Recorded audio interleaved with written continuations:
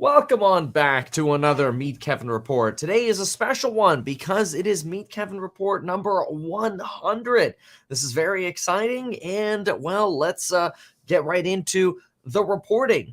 So, Ukraine and Russia are pointing the finger at basically blowing up a dam, and nobody seems to really want to take responsibility for it, or maybe everybody wants to take responsibility for it. But the point is, I think mostly the world is pretty darn exhausted at this whole Ukraine crisis, especially since it seems like Ukraine has been revving up for their counter-offensive, well, since like January for the spring counteroffensive, and now we're in the summer and the spring counteroffensive still hasn't started, and Russia's kind of like, all right, well, the longer you take, the more we get to build really cool defenses that your battle tanks that you just got can't even cross because we literally just dig trenches that are wider than those tanks. So then we force you into funneled areas where we have zigzag bunkers that make it really hard for you to penetrate. And this is within Russia, within Ukrainian territory that Russia has laid claim to, right? And so, of course, you have that drama happening today, which is terrible and devastating because it involves a substantial loss of life, much like what happened with the India train crash. Apparently, there was some kind of like electrical switch failure or whatever. Who knows? At the same time, apparently, we had a jet that led fighter jets to sonic boom Washington, D.C. because apparently some private jet built in 1990 may have lost oxygenation, and in other words, everybody basically passed out on the inside until the plane, well, cratered into the ground. And so you got all this sort of like weird, crazy stuff going on. Like, here's a crazy one going on in the market. How about this? How about OPEC cutting oil production by 1 million barrels per so the large oil cut announced by OPEC, a big 1 million barrel of oil cut, and oil initially rises 5% on the announcement, ends the day up 1%, and then today, what do we have? Oil down 2%. So all of the gains they were trying to get by cutting supply apparently have already been priced into the market, and maybe we're responsible for oil prices staying around 70 for the Western blend and around 75 for the international blend known as Brent. Who knows? But it's pretty incredible to see all of this red across the board here. Pre-market, though, you're also red, but only slightly for the Dow, S&P, and NASDAQ. And when you look at bonds, those are also red. In fact, can I even find any green? Oh, gold is up, but also still below $2,000 an ounce. That's been a big level that we briefly broached. We briefly went above 2,000. We got to 2016. We got to 2026. We just can't seem to keep it above 2,000 though. So we'll see what happens with gold. But when it comes to markets, well, that's where everybody's looking at what are the next catalysts. And I think this will be a useful time for us to go through what some of the next catalysts are, because there's certainly been a whole lot of drama. There's a whole lot of fear about, it's going to be student loans. We talked about that a lot yesterday. It's going to be student loans. They're going to lead to a lot less consumer spending. It's going to be the lack of liquidity because now we raised the debt ceiling. And since the debt ceiling wasn't enough FUD, don't worry, we always have another piece of FUD for you. And that other piece of FUD is now we need to be worried about liquidity. Because who's going to buy all these treasury bonds that the government is now issuing to fund all their debt? Who's going to buy it? If nobody buys it, that's going to cause a problem, right? It doesn't happen to be $2.3 trillion of repo money sitting around ready to be deployed. Whatever. Anyway, so with that said, let's jump into some of the catalysts that we have over the next, let's do some June catalysts here. Let's write down what could arguably or potentially be the most important numbers that we're getting in the month of June. So let's set up dates and figure out exactly what is going on and what happened. So we already had our jobs report. We had a blockbuster jobs report, but it was a weird jobs report because the payroll survey came in hot. The household survey, and that's the establishment survey that came in hot. The household survey came in negative. That is what actually led the unemployment rate to rise 0.3%.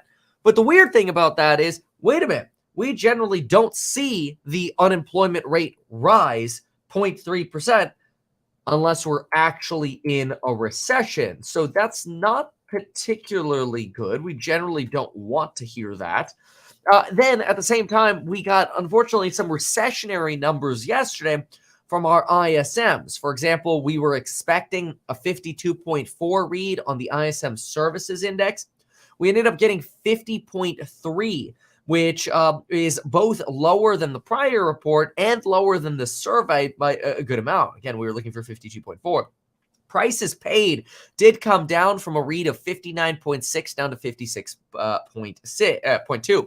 Now, keep in mind, when you hear those 50 numbers, that's actually a pretty important gauge. So understand how those work. So when you hear catalysts and somebody's like, oh, it came in at 51 or 49 or whatever, basically think of it as 50 is the midpoint. A full 100 is, hey, everything's positive or growing. A 0 is things are negative. They do the survey, they ask 100,000 companies, businesses, people, whatever, average the number together, boom. That's how you get your ISM services. Whether it's, hey, is business up this month? Hey, are you spending more money this month? Hey, are you getting more employees this month? For example, ISM services employment. Now, this was actually, in my opinion, somewhat of a good thing because remember, we do not want to see signs of a wage price spiral, right? Remember, we do not want signs of a wage price spiral. And so what did the ISM numbers just tell us? Well, the ISM numbers actually said, hey, take a look at this. ISM services employment coming in at a 50. The prior read was 50.8. This one came in at 49.2, which is actually recessionary for employment, but in fact, good for preventing that wage price spiral. Again, the leading indicators are so clear. We should not continue to see this inflation problem. It's going to take time for it to go down, but that's okay. We give it its time, we'll be fine. Okay, now, obviously, the bears don't think we're going to be fine because they think we're going to go into an earnings recession first. Of course, then you look around and you're like, it was supposed to be Q3. We're 3 weeks away from Q3. Where's the recession? I still don't see it. Whatever. Okay, so what we're going to get to, let's see here. Today, the only catalyst today is that by 6 p.m. today, and today is the 6th, so that's 666. Anyway, by 6 p.m. today, California time, we will be dropping all of the AI lectures that we've recorded thus far for the How to Make More Money and Get SH9T Done Faster course. Really excited to hear the feedback from y'all as well in Discord and in our live streams. I'll also have an announcement on the live streams for the How to Make More Money course, which is sort of a supplement to, it's sort of in addition to the course member lives, which is kind of cool. But anyway, keep that one in mind. That's today. That's really the only catalyst today. Tomorrow we'll get mortgage applications and we'll look at consumer credit. Now, consumer credit should be really interesting because the last read was about $26.5 billion. And we've seen that number as high as $32 billion, pretty high in consumer credit expansion. We actually expect that number for April will come in at about $22 billion. So we'll see that tomorrow afternoon. That's that report comes out at about 3 p.m. A little bit of odd timing in terms of when that report comes out, but it comes out actually about 2 hours after. Well, actually, sorry, this is Eastern. Comes out about 1 hour before the market closes. Then we'll get initial jobless claims. We're looking for 235 on Thursday, as well as continuing claims sitting around that 1.8 number. We'll get some numbers on wholesale inventories. We're looking for some growth on wholesale trades and a slight decline on inventories, 0.9 positive for trade, negative 0.2 for inventories. Then, of course, we get to our big boys, okay? Oh, and the numbers have actually revised a little bit here again. Once again, we have a revision, interesting, in the forecast. So we're going to get on June 13th at 8:30 a.m. the CPI numbers. Keep in mind, that's OpEx week. In a prior video, I said that was on the 17th. I meant to say the week of the 17th. This Friday is obviously the 16th, so I screwed up on that. And then it's also weird to kind of think of a week ending on a Saturday anyway, so I just made a mistake on that. I apologize about that.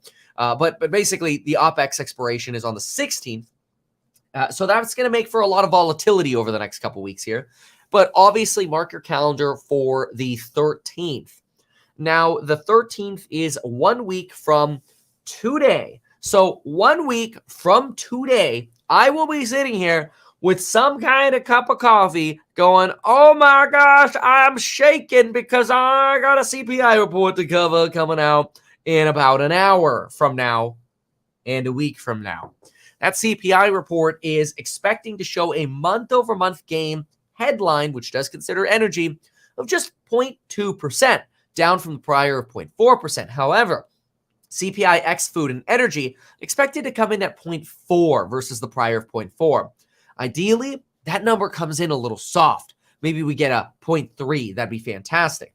Now, if I look at the estimates for that 0.4, let's see here. How many individuals do we have in this survey here? So far, we have 59 estimates, and of that 0.4, it almost feels like the number kind of skews slightly below that. You have a low estimate of 0.25. You have a high estimate of about 0.55. The median, though, sits at about 0.4, with the average sitting at about 0.37. So I'm going to show you graphically what that looks like. This is a pretty big deal. I know this looks like a pretty boring chart, but obviously if the market is going to price in this 0.4 number right here on CPI core, you're going to want anything to the left of this if you're a bull. If you're a bear, you're going to want anything to the right of this. And it looks like the expectation is actually that this should come in towards the softer side. You can see the top of the curve over here, although you have a longer tail here, therefore making the average over here 0.4. But actually, probably right there, about 0.37. 0.37 is where the number is. That's the middle of our bell curve over here. But anyhow, point of this is the market's already leaning slightly more towards the lower number. Hopefully we get that, because if we got a higher number, like for example, you got a 0.45 or a 0.5, would not be super ideal, given that very few economists think we're going to see inflation this hot, and the numbers are already skewed to the downside. So not a great setup for the bull. Of course, unless it comes in low and then you get something like maybe even a surprise to the downside. Boy, wouldn't that be nice? A nice surprise to the downside on inflation. I'll take it. Okay, so after that, we're going to have the, that's core 0.4 month over month. Year over year, rather. We're expecting CPI to come in at 4.1.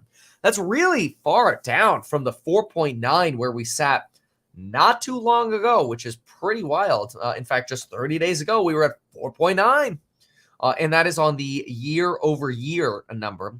The core year over year number is expected to decline to 5.2% from 5.5%. Do keep in mind that if we get the average response of, let's say, 0.37, okay, what does that mean? Well, at an annualized rate, that's actually inflation moving up on a core inflation basis, about 4.44%. Still too high, obviously, for the Fed to say mission accomplished, but we're trending in the right direction, which is good. Now, the very next day, we're going to get two things. We're going to get PPI in the morning at 8:30 a.m. Eastern time. That's 5:30 a.m. California time. Same thing as CPI. That's 5:30 a.m. on the 13th. PPI expectations for final demand, negative 0.1%. Final demand core month over month, 0.2%. Very sustainable over here. At final demand PPI year over year, listen to this, 1.5%. Now that's actually really juicy. Let that one sink in for a moment. What I just said, PPI, producer price index, final demand. What number did I just give, and what number is that under? Think about it for 5 seconds while I take a sip of this coffee. Nothing like a stamina potion to keep you up. So, okay, 1 point, keep you up or wake up. I don't know. It depends. Anyway, so PPI 1.5% is the survey. That's obviously under 2%. That's phenomenal. That's a year over year number. Then we at 11 a.m. California time on the 14th. Ooh, I should be in Canada then. That'll be fun. I will still be covering this because how could I not? Anyway, We are expecting the FOMC rate decision, where we are widely expecting a pausola. The pause is pretty clear right now. Let's look at the latest. The latest is 75.9% chance of a pause, 24% chance of a hike. And then for next month, we're looking at about a 52.4% chance of another hike. But I'll tell you, if we get a weak report on inflation this June, we'll probably go right back to pausola for July. Now, let's look at the FOMC calendar. Do note that June is going to be a really special FOMC meeting because we're actually going to get a summary of economic projections. And then we're going to wait about 6 weeks before the next Fed meeting, which wouldn't be until basically the end of July. You're going to be knocking on the door of July 26th. That's basically the end of the month. Then you'll have August off, no Fed in August, and then you'll be knocking on the door of September. So the June meeting is great, though, because you'll get the summary of economic projections. So we'll get a feeling for, does the Fed think this is the terminal rate? What does, how long does the Fed think inflation is going to take to get down? How low can the Fed believe that unemployment will stay while actually still fighting inflation? So far, the answer is low. In other words, you could have a lot of unemployment, or a low number of unemployment, so a lot of people employed, and still have inflation falling. Seems pretty remarkable. We'll get retail sales on the 15th. Those can actually be a decent catalyst because last month they came in pretty hot. Last month, the advanced month-over-month numbers came in at 0.4%. That's 4.8% annualized. It's a lot. But if you took out auto and gas, retail sales actually shot up 0.6%. And just the control group shot up 0.7%. That was a sign that people are just like, whatever, man. I'm just gonna take, you know what? I'll take a bundle of cash, like a cashola bundle here, and I'm just gonna go. That's not great because that's not exactly what you want to see the Federal Reserve do or respond to or have to respond to. But anyway, now, and this is good, okay? So mark your calendar for June 15th, 8:30 a.m. Retail sales, advanced month over month, flat. So you had 0.4, expecting 0. Retail sales excluding autos, you were at 0.4, expecting 0.2. Totally fine. We'll take 0.2. That's 2.4 annualized. That's fine. Retail sales, ex auto and gas, was 0.6, looking for 0.3. Little warm, but we'll take it. Retail sales control group was 0.7, expecting 0.2. And then we get import price expectations.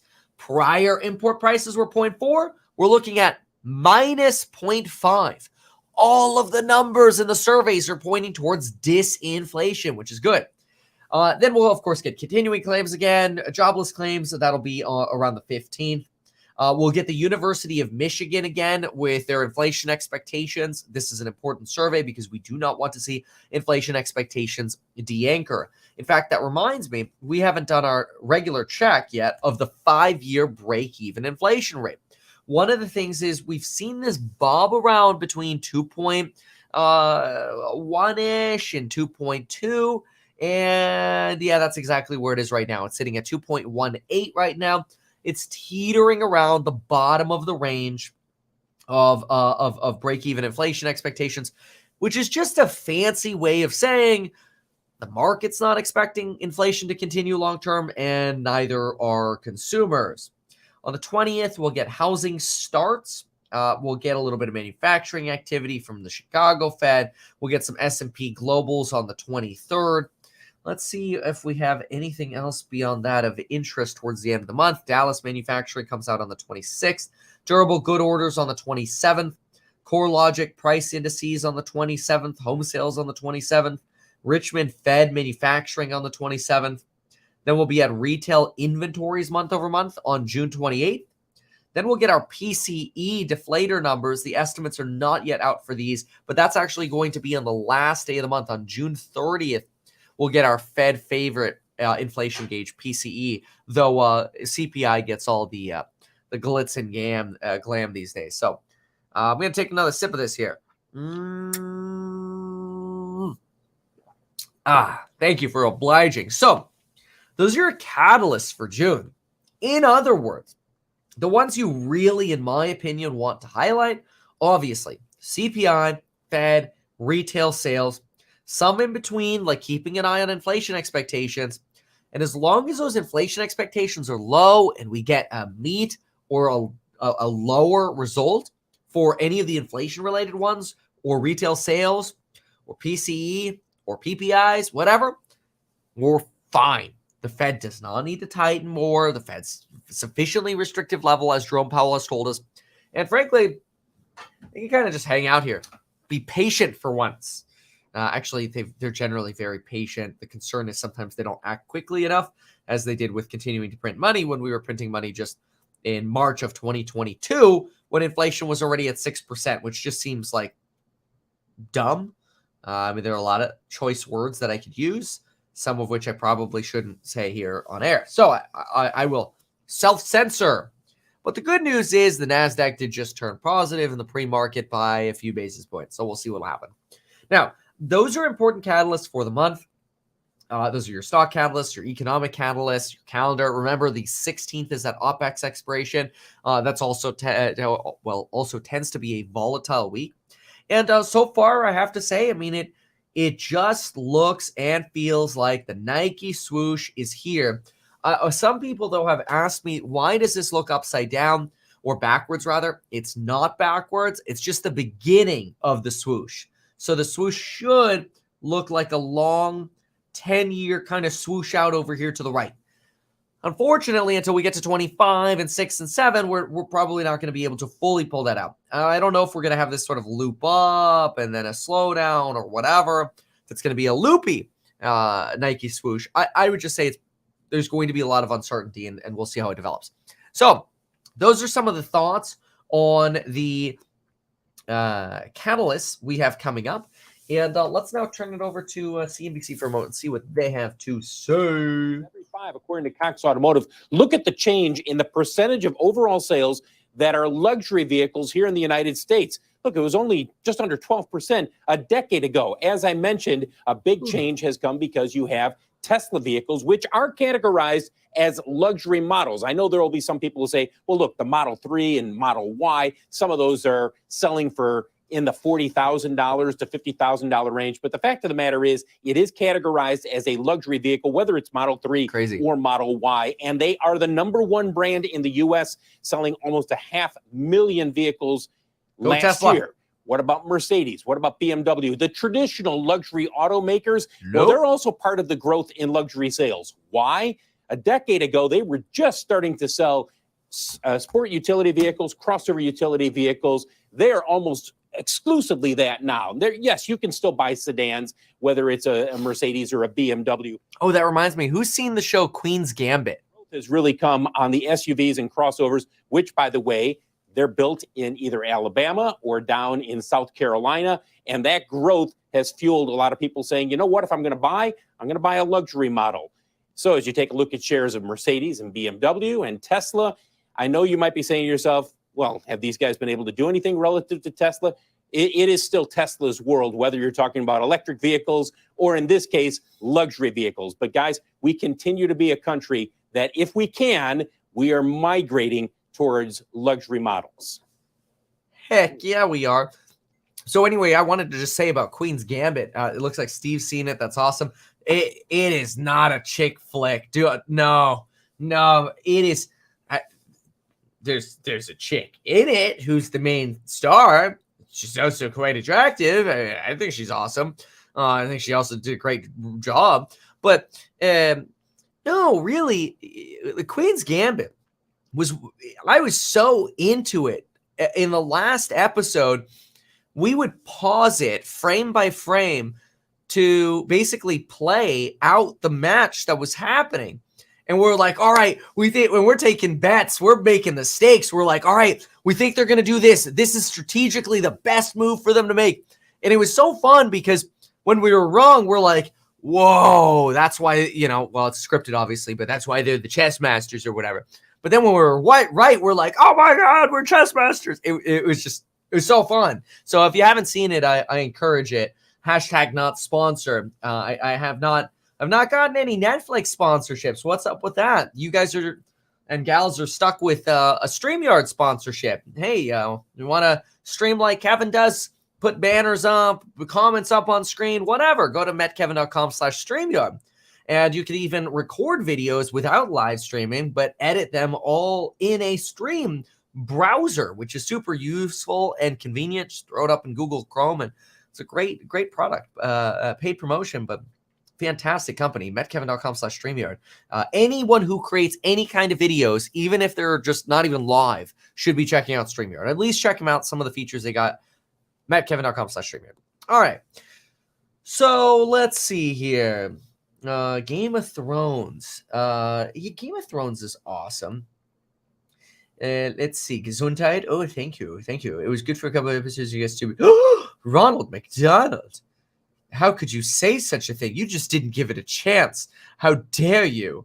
The what's it called? I never got into like Better Call Saul, for example. That was one of those where it took a while to actually get you hooked into Better Call Saul, and I was one of the people who didn't make it. I mean, obviously I got through Breaking Bad, but how could you not get through Breaking Bad? I mean, you're not human if you can't get through Breaking Bad. Anyway, let's listen to Doomberg. We're supposed to be here talking about finance. We're here for stocks. Why are we talking about shows? Probably because there's no bear talk anymore. Although Mike Wilson did put a piece out. I'll talk Mike Wilson's piece in a bit. It's not that exciting, but we'll go through it. Let's listen in here, though. This, to me, is one of the more interesting aspects of today's markets. Otherwise, we're seeing basically a flat S&P. The NASDAQ has turned upward just a touch in pre-market trading. You can't keep a good tech down. You are seeing a bit of softness in the euro versus the dollar, 106.87. Yields a touch lower, basically range-bound, 3.67. And that crude level, 2.5%. Kind of fascinating, given what we... Breaking Bad gave you anxiety? Come on, man. It was so tight. Both are playing hooky, and we are so blessed to have you with us. I am curious, you were talking earlier about how this is really important to watch as a key indicator going forward. What is?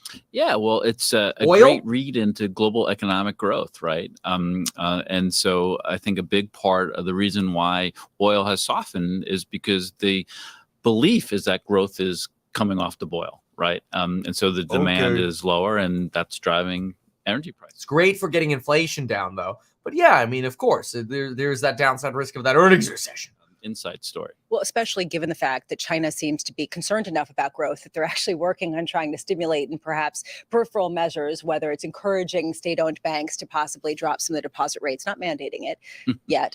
But right now, I am curious to hear some of the dynamics and what's sort of reflective of what's going on in China with Stephen Schork, principal at the Schork Group. I want to just start there. How much is lower oil prices really just simply a reflection, a readout on the Chinese economy? Yeah, absolutely. To Greg's point. Okay, I'm just going to pick that one up and say, quite frankly, yes, China has something to do with it, but oil is a global commodity, okay? We don't need to pretend it's just China. Because the last time everybody's like, China is going to reopen, oil's going to go to the moon. It didn't. At all. So it ain't going to happen again. At least not for a while. They are talking about a lot of stimulus potentially coming for China. And I believe their economy is in shambles. And I really believe that mostly because of the real estate market. When you screw with people's home values and what they do over there, I mean, 90% of their land is owned by the government. Most people just lease it. But the way they do contracts and that, not a world I want to be in. It's crazy. The fact that, for example, you would have to start making mortgage payments on a new construction home that isn't even finished, doesn't even have a certificate of occupancy yet. Where is the regulation in China? Oh, wait.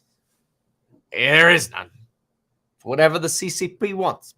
And don't get me wrong, like I honestly think the Chinese government is trying to do the best they can. They're just a developing country. I mean, that's what happens. But then you look at a country like India, and it actually makes China look great. The Chinese are like, India, they don't even know regulation. It just kind of goes down the rabbit hole. It just never ends. Anyway. What is this? 5K for, what do we got here? Somebody's asking about house hack. No, the house hack minimum is going to be 10K to start with. We might close it on 10K. So, there's a balance. We don't want to raise too much because it has to be something we're capable of deploying well. We don't want to raise too little. And so depending on where we hit with a 10K min, then we will figure it out from there.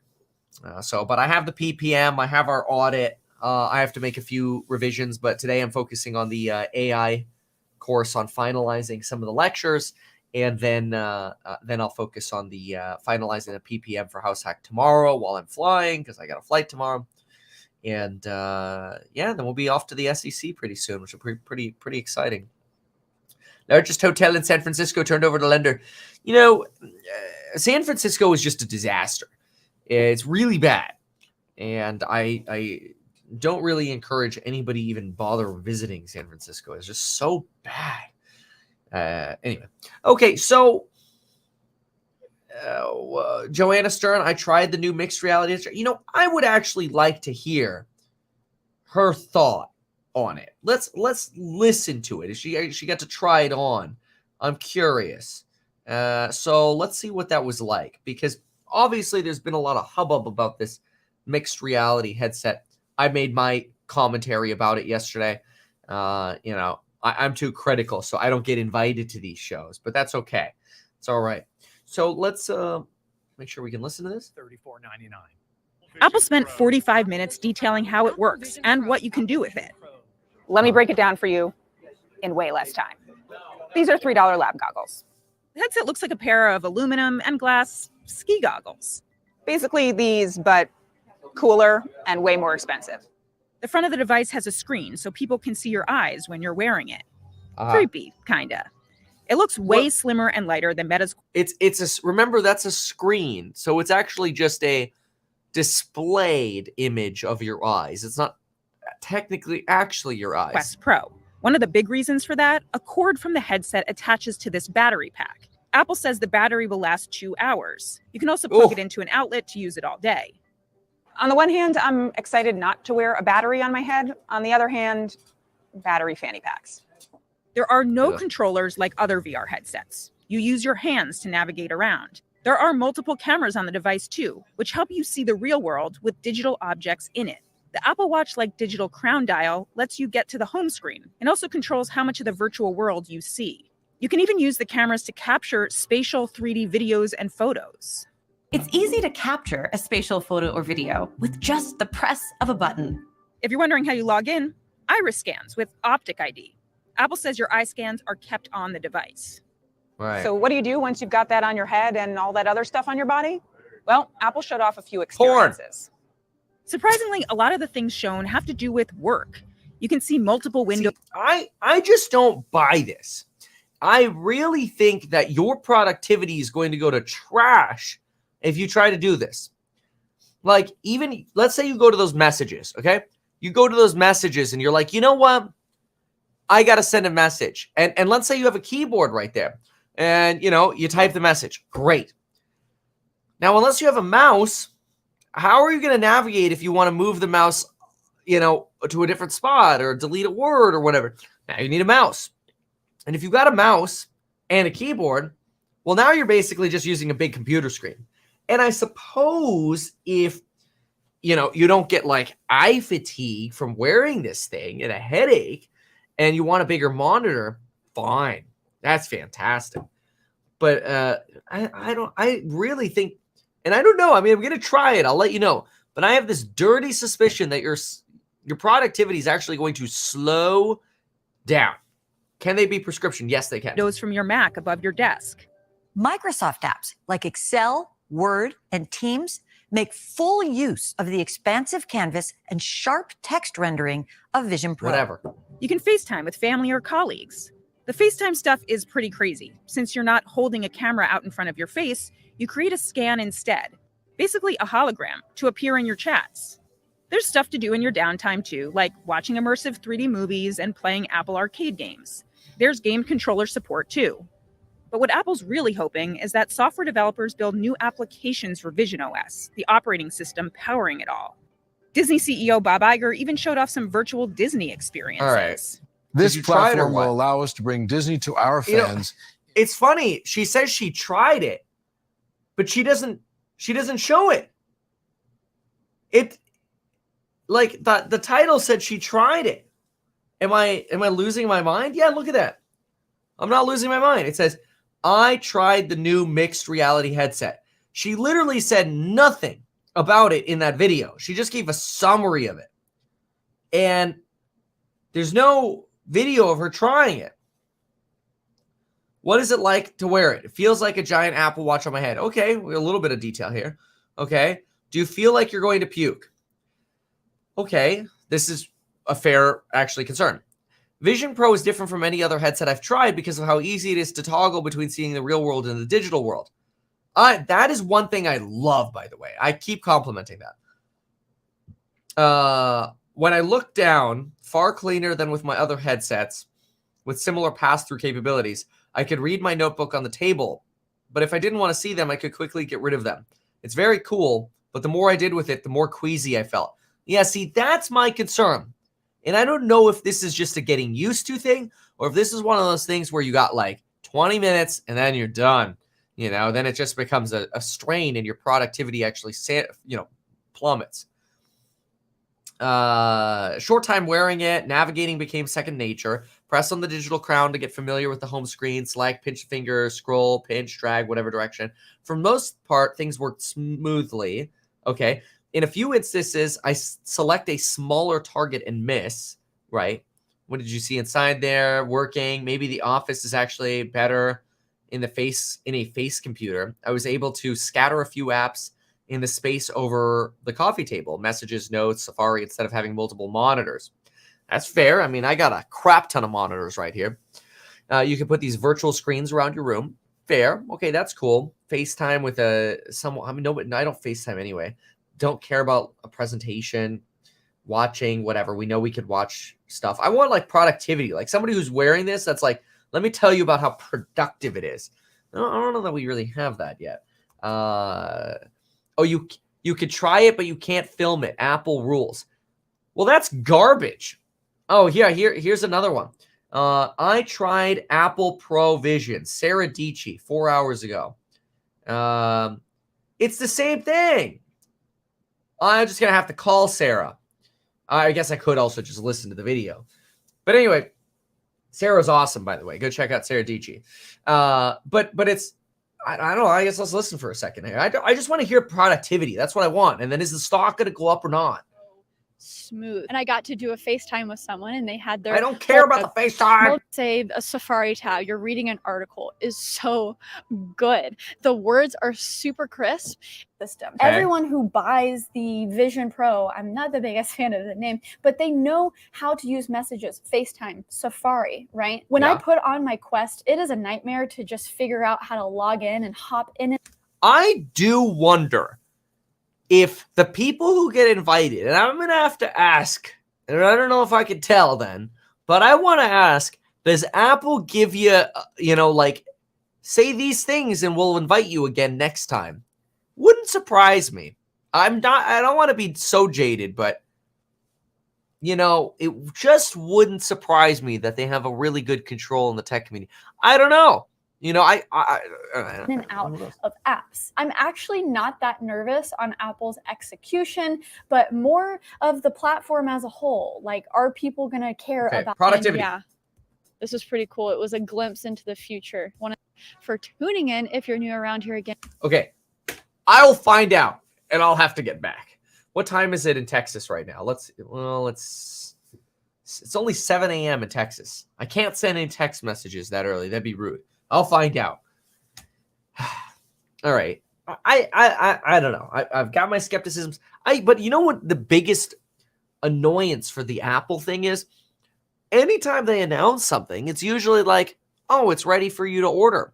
I was refreshing the Apple Store website while they were wrapping up their presentation. It showed up, and all of a sudden there was no headset. I'm like, oh my gosh, they're really not going to sell it now? Must not be ready.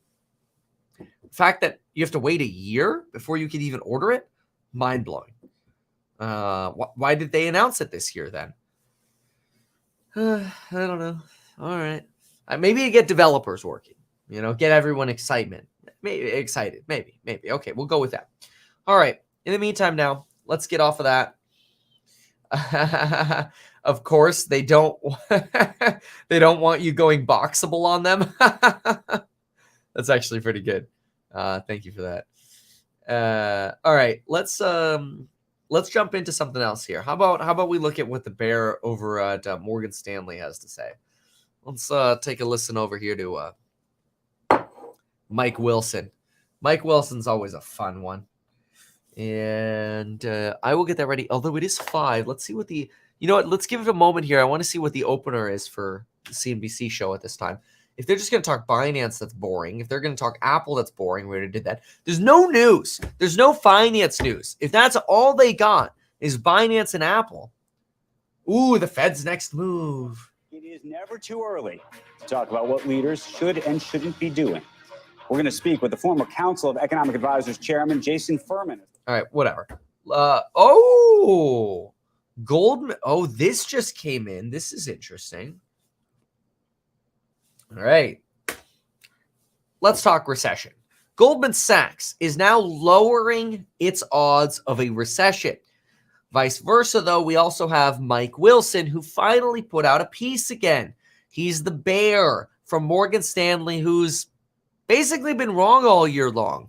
But he always makes a splash because he maintains his conviction. He just happens to get a little bit more quiet. Maybe he'll end up being right, or he'll continue to be wrong. Either way, let's listen to what both of these companies had to say just now. So first things first, we just had Goldman lower their recession probability, and let's see here, to 25%. That is down from 35%. Goldman Sachs lowered its estimate of the odds of a recession over the next 12 months. That's a 12-month out forecast. That's not even 2023. That's 12 months out. Wow. Because we're already like halfway through 2023. And I'll tell you, there was nothing like thinking, what the heck? I just thought the year started and it's already almost half over. This sucks. Somebody slow down time because this is going way too fast. Anyway. The move reverses Goldman's mid-March upgrade of a recession probability after the collapse of Silicon Valley Bank. Instead, now, quote, we have become more confident in our baseline estimate that the banking stress will subtract only a modest 0.4 percentage points from real GDP growth this year. As regional bank stocks have stabilized, deposit outflows have slowed, lending volumes have held up, and lending surveys point to only limited tightening ahead. Goldman's 2023 growth forecast is 1.8%. The consensus of forecasters surveyed by Bloomberg is actually a growth forecast for 2023 of 1.1%. Now, that's actually fascinating to me because I thought everybody was predicting a recession in Q3, and now all of a sudden, no. Forecasters are actually expecting 1.1% growth. Okay, somebody rewrote the narrative here because I'm pretty sure as of just a few weeks ago, everybody's like, Q3 recession. In fact, it was just 2 days ago on Bloomberg TV, UBS economist, chief economist from UBS was up there going, recession, Q3. I'm looking at the calendar going, that's 3 weeks away. Where is it? But whatever. Okay, so let's see here. Then you've got a little talk about the Fed here. We already know that. Okay, great. So let's now get into Morgan Stanley's Mike Wilson. This is different from what we've previously heard about from Morgan Stanley, the Mr. Sheets and that and the other group. Let's look at Mike Wilson. Mike Wilson's a fun one. So he's the guy that makes the analogies of basically climbing Mount Everest and saying that bulls are running out of oxygen. And even though they're having a thrilling time climbing the mountain, and he's, the bear at the bottom going, man, I wish I could be having fun. Well, they're going to die up there, so they're going to get screwed anyway. He's like the Grinch who wants to just steal your Christmas and take all your goodies away because you can't be happy. It just has to continue to be miserable. Of course, he's been so wrong so far that where was it? There's actually a part in here. Look at this. Look at this line right here that he put in his report. We still believe we are in a secular bull market. So now he's redefining how much of a bear he is. He's basically saying, well, I'm just tactically bearish. I just think there's another technical downturn that's going to happen, over the next few months to 6 months. and then I'll join all y'all up in Mount Everest. Okay, Mr. Mike Wilson. Okay. But let's at least oblige his opinion, because we want to be respectful to the loser. To Mike Wilson. Mike Wilson, we continue to forecast an earnings recession this year that we don't think is priced, followed by a sharp EPS rebound in 2024 and 2025. We recommend investors focus on stocks with defensive characteristics. We expect earnings to drop 16% this year, followed by EPS growth of 23% in 2024 and 10% in 2025. Now, generally, stocks bottom about 6 to 9 months before earnings bottom. Consider that for a moment. If stocks, I really want you to listen to this one really closely, okay? And I'm just going to cite my sources here. This piece here is from Morgan Stanley. But Goldman Sachs has told us that historically, stocks bottom 6 to 9 months before earnings bottom. Okay, but wait a minute. Morgan Stanley's Mike Wilson says earnings for 2023 are going to be negative 16%, and 2024 will actually go back to over 20% plus growth. But wait a minute. 2024 is now just, now it is just 6.75 months away. And if stocks bottom 6 to 9 months before an earnings bottom, does that mean in the next 3 weeks we're potentially going to see another bottom, or are we going to be wrong in terms of history? Are we going to be at like stocks bottom 4 months before? Or is the bottom already behind us? In other words, is the earnings recession potentially now to September and stocks bottomed in December? Probably, but we'll see. So anyway, keep that in mind. So this is Mike Wilson's argument, something to consider. He believes that we're now in this regime of hotter but shorter. And he compares us to basically the World War II era, where in World War II, where did he say it? Here it is. In World War II, once we released the economy, you had a really quick boom, but then a very short cycle and you crashed again right afterwards. And he thinks that crash again right afterwards is going to happen in the form of a deep decline in 2023. And then we'll see a big rebound in 24 and 25. And Mike Wilson will join us climbing Mount Everest. And everybody's going to be happy again. That's this thesis, at least. He says the bottom line is that the new inflationary cycle is better for stocks and than bonds over about 7 to 10 years. However, we got to get through basically the depths of earnings first. So he's really it's really interesting seeing him change his mantra here, because he's basically saying, hey guys, hey, I want to be up on the mountain with you too. Can y'all wait up? I'm just waiting for that one cloud to pass, and then I swear I'll come up there with you. I don't know. It's kind of, to some extent, a little annoying, but maybe he'll end up being right. I mean, he's been saying the same thing forever. Here's a piece from him, March 24th. March 24th. Oh, we just had a banking crisis. You know what that means.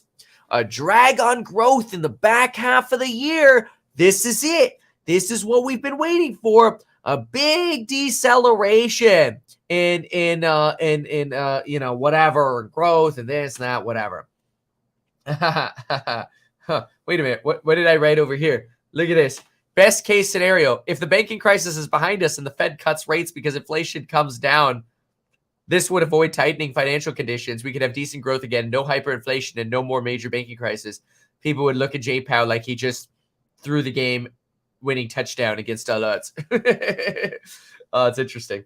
I love looking at the historical stuff, actually, of this. I didn't mean to do this because I want to keep looking at his current piece, but it's kind of fun, actually. What is this one? Is this? Yeah, here's another Mike Wilson one. That's from March again. Let's see if I could get an even older Mike Wilson piece. Should be kind of fun. Let's see here. Here's one from 3 months ago.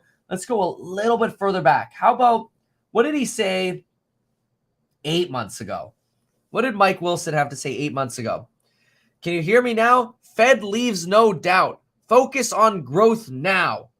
Fed removed any doubt for getting inflation under control. This was in September. Oh, this was after Jackson Hole. And no surprise, basically the same thing. Economic headwinds mound. Dollar so strong.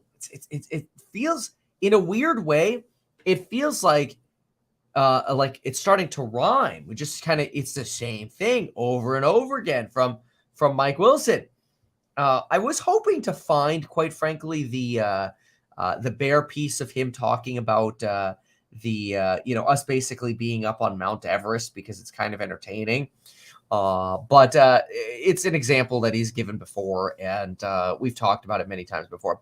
But what do we have over here? Here's one from February. What did he say in February? There he is, Mike Wilson again, dissecting cross currents.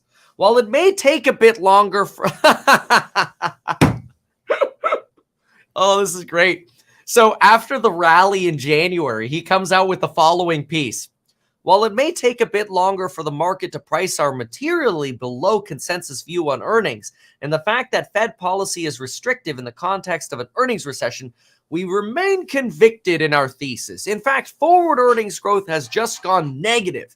This has only happened 4 times in the past 23 years, and each prior instance, equities have faced significant price downsides. And the earnings recession is not priced in our review. That was 4 months ago, and stocks have basically gone straight up over those 4 months. Now, sure, maybe we could just say, oh, but Kevin, AI did this. Maybe we can make that argument that AI is to blame here, and really, you couldn't have predicted that. That's true. I mean, I suppose that came out of nowhere. Oh, here it is. I found it. February 19th. Oh, I'm so excited. I found it. Look at this. February 19th. Here's Mike Wilson.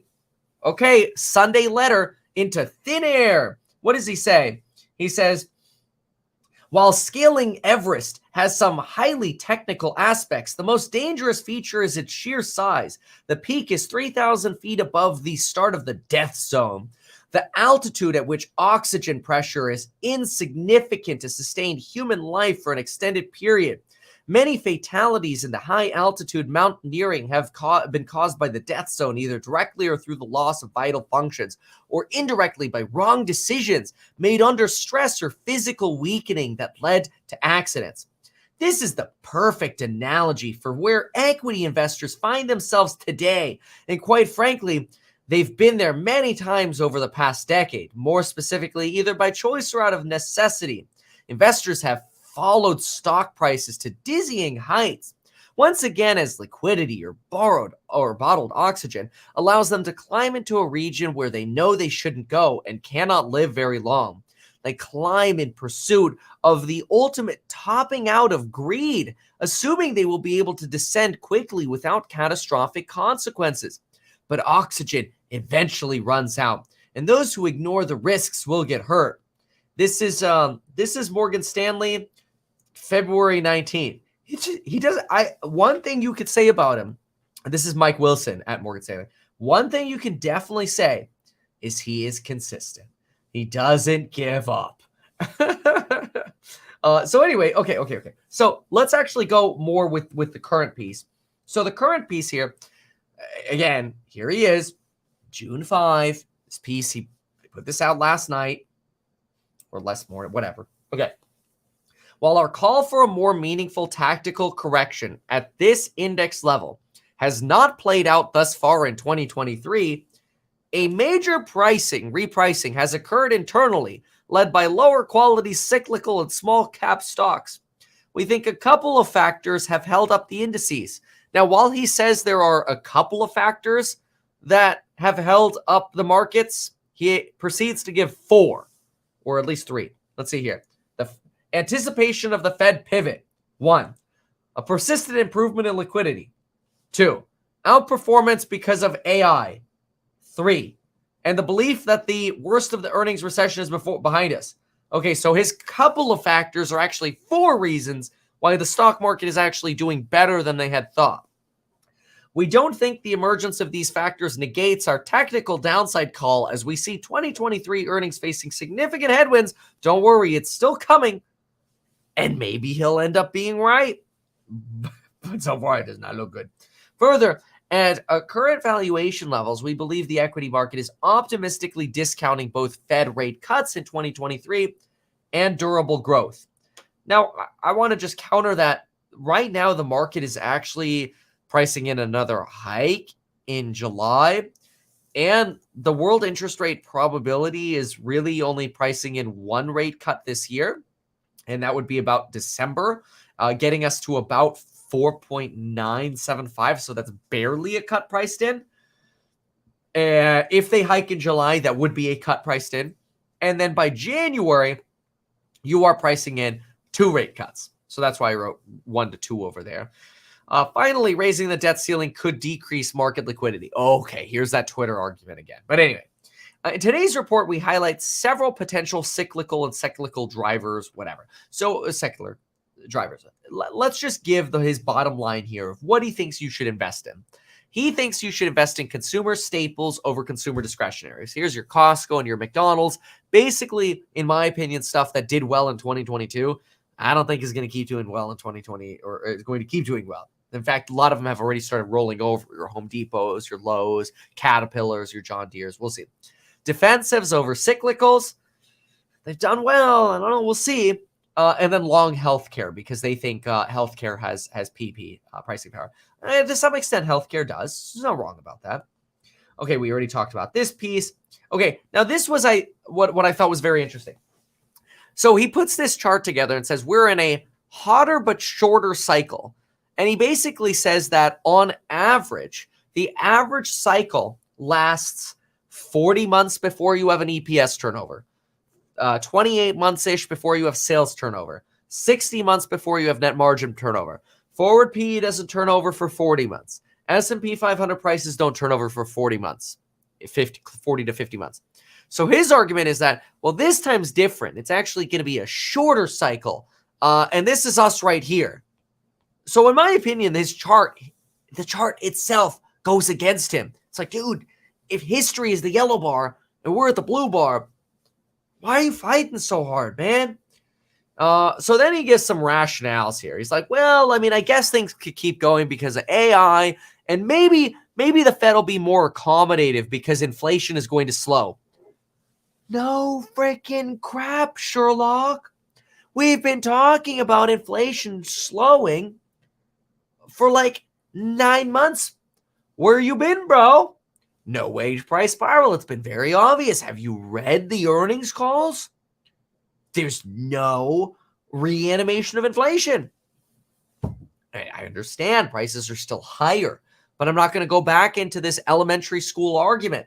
It's kind of like when I have to fight people about Taylor Swift, and I have to fight people and go, if you understand Econ 101, you understand that Taylor Swift is to blame for price gougers and scalpers. If you want to eliminate price scalpers or the price gougers or scalpers, you provide the product, Taylor Swift tickets, at an equilibrium price. In other words, you have to raise the price or you have to increase supply. People don't know there will always be scalpers. Anybody who says there will always be scalpers does not understand supply and demand.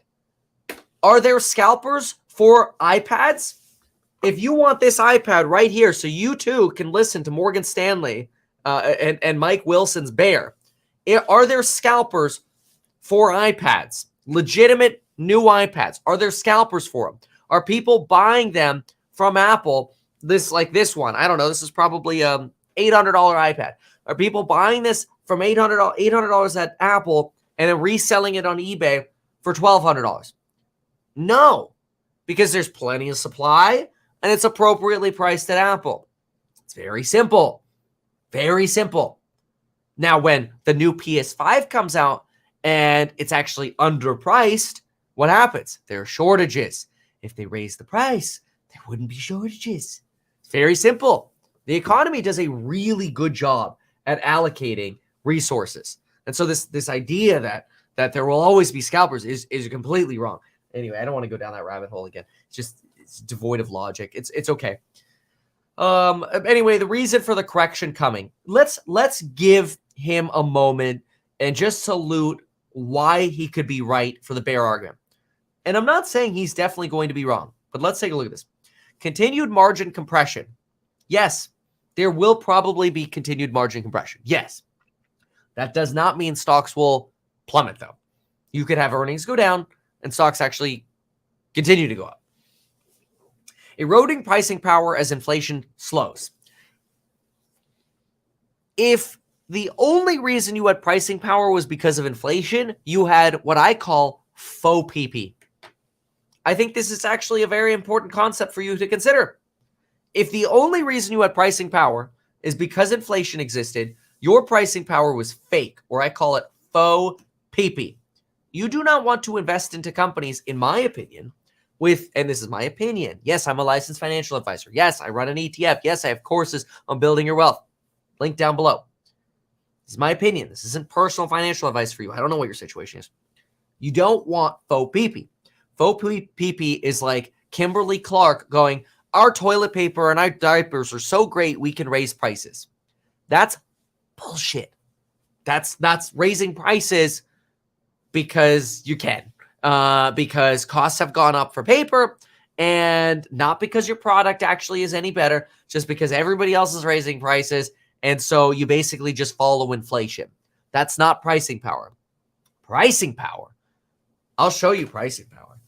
Pricing power is the fact that yesterday, when I made a video on this topic, like 11% of people disliked my video, which was about 2.5 times as many dislikes as I usually get. And it's because I actually poo-pooed on this. I poo-pooed on this on screen right here. And if you're just listening, it's the Apple headset. I poo-pooed on it. I'm like, look, I'm going to buy it, but I think it's stupid. I'm still going to buy it. I think I'm an idiot. I'm still like, I'm part of the Apple cult. I can't help it. I'm like the fly that's going to the light.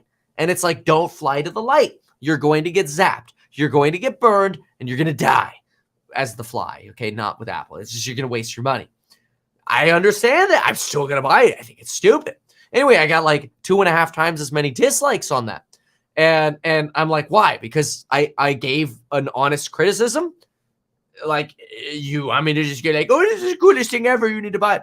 But I'll tell you, that's an example of pricing power. People are like, no, don't say anything bad, please, about the goggles. That is pricing power. That's pricing power, not toilet paper, okay? That's stupid. That is not PP. Faux PP. Toilet paper. Kimberly Clark. Faux PP. Don't invest in faux PP. All right, what else? Deteriorating business cycle indicators. I don't care about your indicators. Tightening credit conditions. Whatever.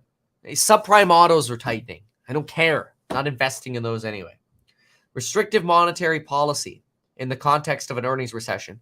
The Fed's going to roll. As long as inflation keeps going down, it doesn't matter. And we don't even have to price that in because the market isn't really even pricing that in. We literally unpriced the market rolling and stocks went up. Or the Fed rolling and stocks went up. It was crazy. Challenging liquidity backdrop. This is such garbage. Look at the reverse repos. There's plenty of liquidity. There's plenty of money. Expensive multiples. Please. You're talking expensive multiples because you're looking at the S&P 500. The S&P 500 sucks, man. Why? Why would you invest in the S&P 500? I mean, maybe now because the NASDAQ has done so well. But I've been complaining about the S&P 500 and the top stocks in it for a while because I just don't think they're good. Now it's a little tougher because the NASDAQ has proven correct in outperforming. But I mean, look at some of the stocks in the S&P 500. I mean, these top ones are great. They're tech, right? But then you've got Exxon, Johnson & Johnson, Procter & Gamble, Merck, Chevron, Pepsi, AbbVie, Coca-Cola, Costco. No. And sure enough, a lot of those have actually been sandbagging the S&P 500. But you know, I mean, when you look at the S&P 500 PE ratios, you're averaging in all of those. Equity risk premium below 200 bips. Yeah, it's below 200 bips because what do you want? You go into treasuries and get yourself 4.5%. Great. You're gonna pay for that with opportunity costs. Narrow breadth and weak internals. These are weak bear reasons. Sorry, Mike Wilson, man. These are weak bear cases. So that's my response to Mike Wilson. I've actually been waiting. Every single day I've been waiting for Mike Wilson's piece, and this is the best he gave us. That's all he got for us. It wasn't good. It was disappointing. I'm sad. Now I have to go to the bathroom and get a new cup of coffee. So here, listen to CNBC. Hot button topics that the American people either think they need regulation, and yet we haven't gotten that. And I think part of it is people, policymakers, even regulators for that matter. Hey, you can see my short shorts as I walk away. I'm actually wearing short shorts today. They're not undies though, but they are short shorts. They're my running shorts. I didn't change for you today. And to become more. I'll be right back. You know, doing a lot of outreach to the business community, to the tech community, think tanks, as we try and shape legislation around AI.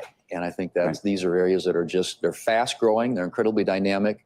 You want to get the benefit from them without all the adverse impacts. Senator, I want to thank you. Appreciate it very, very much. Great to be with you all. Guys, before we can we get Reagan up on Rushmore? Is that, what do we got for that? What do I got to do to get that, to make that? There's rock left to carve. There is not? rock left to carve. Can't you? I'm a fan. Push it through. Guys like Arthur Brooks, who you had, gives you news you can use. Actually, are people who I think articulate kind of that Reagan vision, and I hope that Shining City on a Hill continues to be part of our Tim Scott. Tim Scott talks about the United States like that. He does indeed. Coming up, we need to talk more about it. We do it after the break. Yeah. We are watching Bitcoin. It was already down, and it really didn't go down much more. Coinbase is down 15%. I know. Before this, it was a $10.9 billion company. Yeah. So you're talking about. Before that, it was almost a $100 billion company, right? Binance, we said, pulled more than $800 million. Investors have pulled from it in the last 24 hours, according to Nansen. So there's a lot of money moving very quickly on what the SEC is doing today. Weird. It's not really, but it's all right. 5 and change. Coming up, we are 1 week from the start of the next Fed meeting. Nobody seems quite sure what the central bank will do when it comes to interest rates. We'll ask former Council of Economics Advisors Chairman Jason Furman for his take. I did the Reagan thing just to trigger half the Twitter world. I love it. Squawk Box, we'll be right back. The New Deal created American infrastructure that unleashed new opportunity. Today, we're doing it again with massive investment in modernizing our infrastructure to build for tomorrow. At Build America Mutual, we protect your municipal bond investments that help make it happen. Okay. Only I am supposed to be the one giving you the ads. I'm the one who's supposed to be going, have you checked out the courses? Have you gone to metkevin.com/StreamYard? Have you gone to metkevin.com/free to get 12 free stocks? How about metkevin.com/cart, K-A-R-T, to check out my daily commuter, go-kart? These are all affiliates and paid promotions. How about life insurance in as little as 5 minutes? Come on. I'm supposed to give the ads. And yet I can't even get back from the bathroom fast enough. I'm listening to it all. And I'm like, great. They're listening to someone else's ad. I'm burning my own audience and not even getting paid for it. That's a horrible thing. Okay, we do have to talk about what this crap is here. Apparently, the SEC is back at it again, except this time it's Coinbase. So let's figure out what's going on here. Oh, good Lord. So Coinbase was down 9% yesterday, and now they're down 15%. Apparently on yet another, what is this, lawsuit. This is incredible. Yesterday, We had these are short shorts. I swear they are short shorts. They're very short shorts. I like them a lot, though. They have like little zippers. These are the best. And if you're a course member, you know where to get them. They're only $18. Share the secrets of the short shorts. Okay.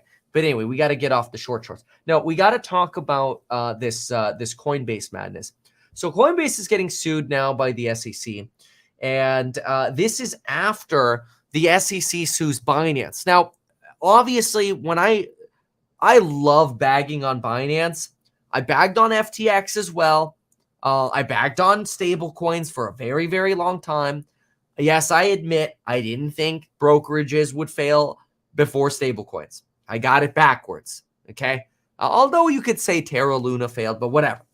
The point is, 16 minutes ago, the SEC is now also suing Coinbase rather than only suing Binance. And what I was going to say is, when I talk about Binance getting sued, and I talk about the nonsense that CZ is up to, I think the guy's a puppet. I think he's a tether puppet, and they just say, here you go with the tether fund. People get mad at me and they leave me nasty comments, and I'm like, whatever. Go suck on your crypto and run your fundamentals on crypto. I will continue to buy stocks, which is exactly what I've been saying on this channel for like the last year. And to course members who are like, hey, what about crypto? I'm like, why? When I could get good deals on things that actually have fundamentals that aren't propped up by, a loser like CZ. Now, eventually, it might make sense, because if stocks are going to be expensive, and if Binance, let's say, goes under and Bitcoin falls because of that, it could be a great buy the dip opportunity. Completely agree with that. But let's see what's going on here. I'm sorry. Today, I'm just going to tell it like it is. And people are going to be like, but that's it, Kevin. I'm going to unsub and dislike. Whatever. Okay. So what do we got here? Coinbase sued by SEC for breaking U.S. securities rules. Really? Regulator suit comes day after crypto platform Binance sued. Coinbase accused of offering tokens that were securities. Coinbase, I will say, they've tried. I don't know. I don't know all the details, but I know they've put out a lot of letters and a lot of work with the SEC. I know they've been trying. And what's interesting is Coinbase is publicly listed with the SEC. So this is a bad place to be. And remember, Coinbase got that Wells notice not long ago about basically like legal action is coming. So they got the heads up. This is no surprise that it was coming. The regulator alleges that Coinbase, the largest U.S. crypto platform, evaded regulations by letting users trade numerous crypto tokens that were actually unregistered securities. Well, remember yesterday in the Binance lawsuit, Coinbase, or not Coinbase rather, the SEC alleged that the following tokens were securities: not Bitcoin, not Ethereum, and not Litecoin. Apparently, no. Those are commodities. They're willing to call those commodities, which we know they've said that about Bitcoin before, but Litecoin? But then they're differentiating between Ethereum and Cardano? This is a little confusing how they're separating this out. So BUSD is supposed to be an unregistered security. BAM trading associated with Binance has to do with trading securities. Then you've got all these exhibits. This is from yesterday. You've got Solana. That's supposed to be a security, but Ethereum and Bitcoin are not. And then ADA is a security, but Ethereum's not. Even though it's created by Ethereum's co-founder. And he doesn't actually go by IOHK anymore. It's IOG now. They changed the Hong Kong to global. But the SEC should update that to IOG. But, okay. So then you've got Matic. And obviously some of these are on, which is Polygon. Some of these are on Coinbase. Like you could buy ADA on Coinbase, right? So Filecoin, we talked about this yesterday. I want to get into the new stuff, but I just want to go down the list really quickly with you. Atom. Then you've got Cosmos, Sand. You've got Mana from Decentraland, Algorand, and Axie, Cati, which is super small, by the way. That was a shocker. Many people were messaging me like, really? They picked that one? Okay. But so what do you have here? The regulators allege that Coinbase evaded regulations by allowing users to trade numerous crypto tokens that were actually unregistered securities. Well, yesterday, they basically alleged which tokens were unregistered securities. And yeah, I mean, you kind of can buy and sell those on Coinbase. But I'm sure Coinbase has many times tried here to get these things registered. The SEC just doesn't want to hear it, though. All right, let's listen here. So what do we got? Bloomberg reported in July that Coinbase was under SEC investigation. We got the Wells notice. We knew about that. Okay, let's see if we can get the SEC actual complaint. I'm going to take a sip of coffee, and we're going to do this together. You ready for this? You've been paying attention, by the way. I actually switched cups. Went from the stamina potion to the super restore potion. That's because I had already pre-made the coffee to make it faster for me to get that coffee. So I was trying to be efficient. Stupid Nespresso machine. I got to clean again. The Nespresso one is such a pain in the butt. The Keurig one works all the time. The Nespresso one, though, no. Oh, read the SEC lawsuit here. Oh, thank you. Made my life easier. Okay, let me put this on actually my iPad because then we can draw. And I like drawing. I don't know. Maybe that's like the child still left in me. Then again, I like making pee-pee jokes because I like joking about pricing power. I think it's fun. You could also call it private plane. I don't know. You could do a lot of jokes. I told Kathy Wood about my pee-pee jokes. She seemed to enjoy them. I don't know why I'm going down this rabbit hole. Coinbase operates a trading platform through which U.S. customers can buy, sell, and trade crypto assets. Okay. The assets Coinbase makes available include crypto asset securities. All right, so let's see which ones. It's probably just going to be the same list as yesterday. So they refer to the 34 Exchange Act, which basically sets up what securities are and the authorization for the SEC to exist. They understand the Howey test for securities. Now, the Howey test is an interesting one because the Howey test, we have that handy. Howey test is right. Howey. I want to show you a screenshot of the Howey test just so you could see it. It's just useful to understand the Howey test. We've talked about this one before. Howey test of assets. It's come up many times before.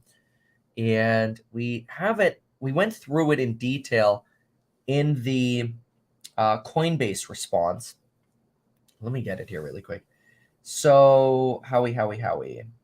What is a security? I'd like to pull it up. Darn iPad. What is a security? Got it. Here it is. Here's the test. This is what I was looking for. So the term security means note, stock, treasury stock, security feature, security-based swap, blah, blah, blah, certificate of interest, transferable share, investment contract, voting trust certificates, certificate of deposit. But here's the big one probably. Participation in any profit-sharing agreement or expectation that basically without you doing anything, you could make money after investing money. And usually that's how they try to declare that that things are a security. And so then there's this argument that, oh, Cardano is a security, for example, because you make money off of this group trying to improve the project, right? Look at the SEC lawsuit yesterday. And what did they say about the IO? And then they used the Hong Kong reference, which is older. They made this reference yesterday that, here it is. Yesterday, they refer to the group and they say, oh, look at this. See here, Cardano and business operations, marketing, and the development around this help actually promote ADA. And therefore, they think it's a security because there are individuals working on improving these eras. But wait a minute. Doesn't Ethereum to some extent do that as well? Because Ethereum has Ethereum improvement protocols, EIPs, that are put together by a community. but maybe because Ethereum has sort of this more unknown community and less centralized community like Cardano has, it's different. It's all very, very blurry. But let's look a little bit more at this current Coinbase lawsuit, which is right here. So they talk about the Howey test, which we've gone through, for principles for what a security is. That's a little boring. Violations. All right, ready? Here are the violations that they're alleging. These are allegations in a lawsuit, right? Coinbase has acted as an exchange, a broker, or clearing agency without registering as an exchange, broker, or clearing agency. I mean, in fairness to Coinbase, everybody's been trying to become a licensed crypto exchange. The problem is nobody has been able to become a licensed crypto exchange because y'all don't allow anyone to become a crypto exchange. But that's because, in fairness to the SEC is like, yeah, but nobody can become a crypto exchange because there is no law that says anybody is allowed to become a crypto exchange. So instead, the SEC is like, well, let's just sue. And if we sue, then maybe a court will decide that, okay, Coinbase should be allowed to be a crypto exchange. And now you have case law that says, okay, crypto exchanges are allowed. And the reason they have to do it this way is because Congress won't get off their ass and actually pass a law that says we want to authorize crypto exchanges. See, if Congress just said we want a legal crypto exchange, well, then the SEC would have to follow that law. But because that law doesn't exist, the SEC just sues. And that's a way of creating law through a legal challenge, hence case law. It's unfortunate because this is the more complicated method. It is the more uncertain method. It is unfair to the shareholders of Coinbase. But then the SEC is also trying to evaluate what their jurisdiction is. Like, are they supposed to just not do anything and let the FTXs of the world happen? Or does FTX kind of lead them to have to do this, to chase Binance and Coinbase and create case law so they can actually regulate and do their job?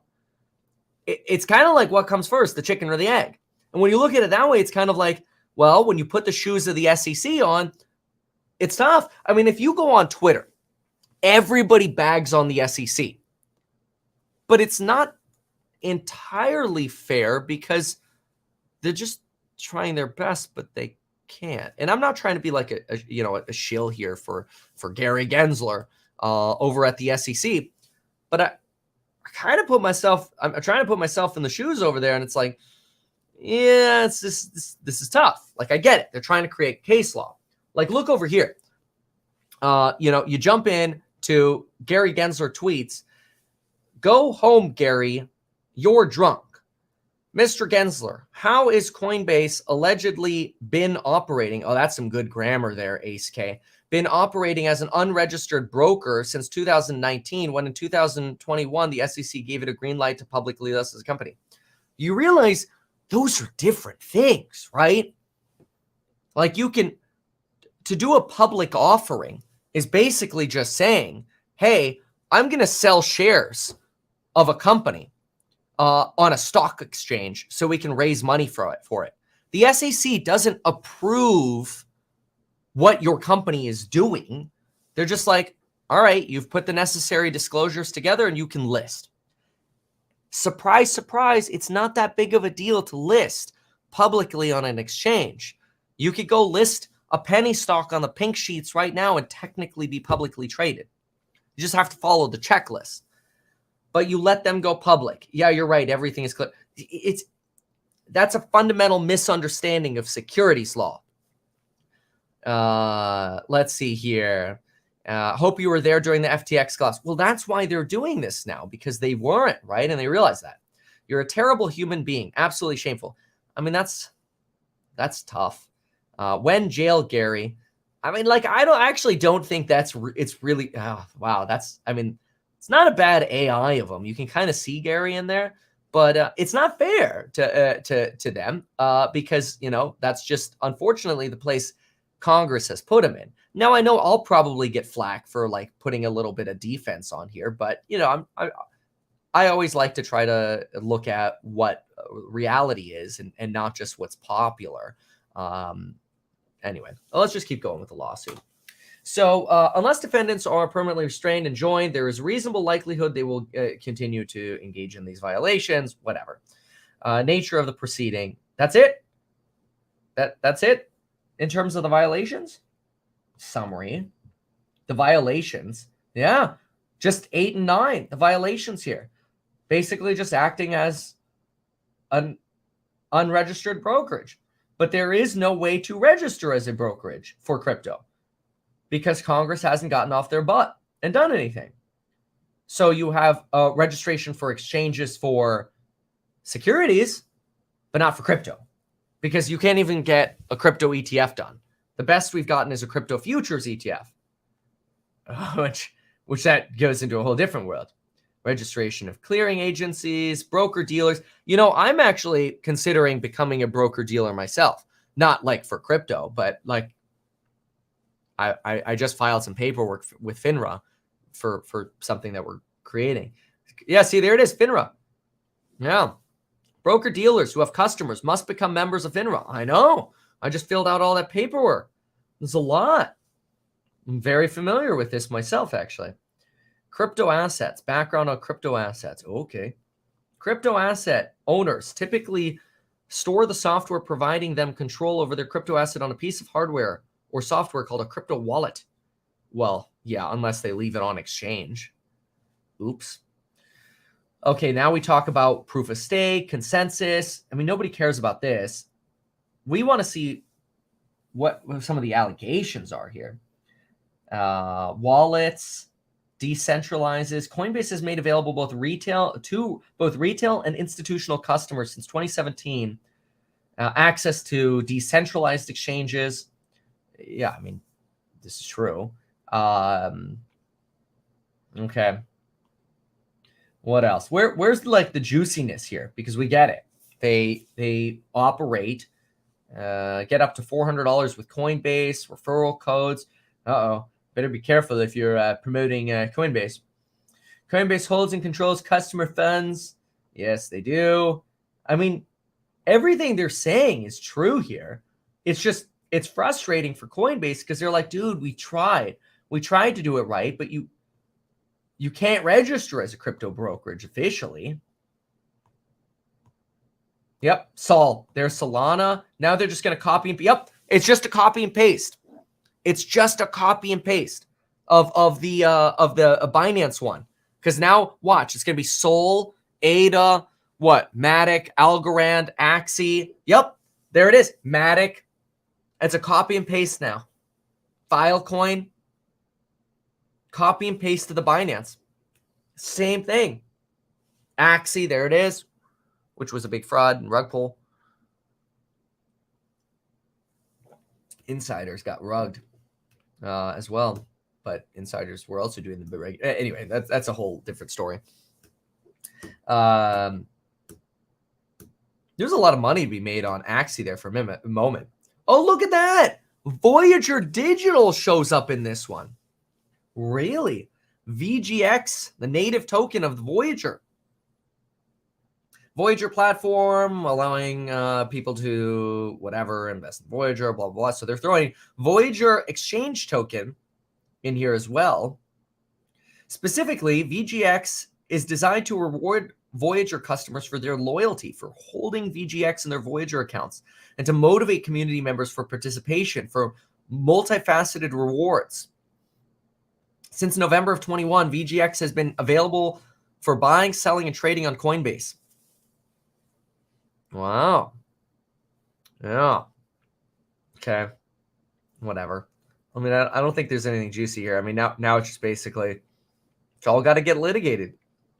And to some extent, generally, once you get regulation for crypto, and you can actually register as legitimate exchanges, approved by the SEC, and these staking programs, whatever, if all of this could be legitimized, then it should be a good catalyst in the future for crypto. But in the short term, it's just the start of years of pain and basically creating case law, all because Congress won't do their job and actually create regulation and rules for this stuff. But Congress can barely keep us paying our debts. So I guess not a terrible surprise here. Let me see what some of the summations are on this case. Buy the dip on Coin. Oh, I would not touch Coinbase. God, no. Not. I wouldn't. I mean, I'm not touching any of the crypto stuff until there's regulation for it. Okay, so let's see here what the news stories are on it. I want to see if we can have a summary on it, and then we'll move on to something else. Let's see here. Yeah, it's not that, crypto's been around for 10 years that matters. That doesn't matter. It's just that it just recently got big to the point where it has risen to the level of actually mattering. All right, SEC has sued, 101-page document. We saw this. Largest crypto platform operated as unregistered. We allege Coinbase, despite being subject to securities laws, commingled and unlawfully offered, exchanged broker-dealer and clearinghouse functions, offered these functions without essentially registering for those. Okay. Yeah. I mean, there's really no depth to it. It's just the same thing as what we saw against Binance. Although the Binance one had some juiciness to it, because when you read the Binance one, you're like, I mean, there were quotes where you have employees at Binance. There was one employee at Binance who said something to the effect of, we have to be careful. We're operating as an unregistered exchange in the U.S. And the SEC got a hold of it. It's like, oh, you have so many smoking guns against Binance. Anyway, legislation via legislation. Yeah, that's exactly what's happening here. CZ replied to Jimbo on Twitter. Jim said, Binance brief by SEC is so devastating that the defenders of this company will have to do some serious soul searching. Yeah. I agree with that. What's up, Fidel? Welcome. Thanks for becoming a member. So anyway, yeah. Okay. Very well. Yeah. Can you buy the dip on this stuff? No. When you get into this sort of legal world, I mean, really, you have to be so careful, in my opinion, with Coinbase now, even though when Coinbase gets through this litigation, might do well, right? You know what could happen in the short term? The SEC could just delist them. Be like, look, y'all aren't cooperating with our lawsuit. We're just going to delist your liquidity now. I mean, I don't know to what extent they could just rug pull Coinbase like that, but I wouldn't want to be anywhere near it. That's scary. No, I mean, like, I'm not trying to like pass more fun. I don't know what could or couldn't happen to that extent, but that be some of the fear, Anyway, okay. Let's move on. So that's a lot of yapping about crypto and exchanges. So what are we at now? Let's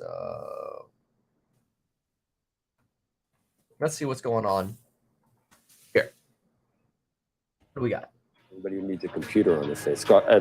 Oh, they're going on ad. Okay, fine. We'll go to Bloomberg. I hear the music and What's Bloomberg got? Watch, they're on an ad. Nope. If you look at adjustable rate mortgages in the U.S., in 04, 05, that was like 40% of the mortgage debt. Now it's like less than 10%.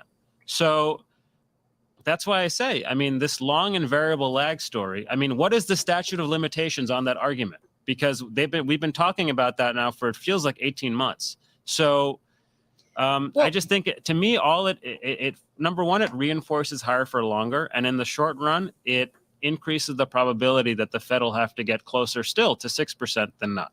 Because there is this sort of interest rate insensitivity of the economy in this way that is leading to some resilience. To me, it's more of an income cycle than a credit cycle. I think that's what people miss, right? I mean, remember, credit has been tightening for several quarters now. People talk about the senior loan officer. They finally discovered the senior loan officer survey, a couple months ago, and that had been showing tightening credit for the last 4 or 5 quarters.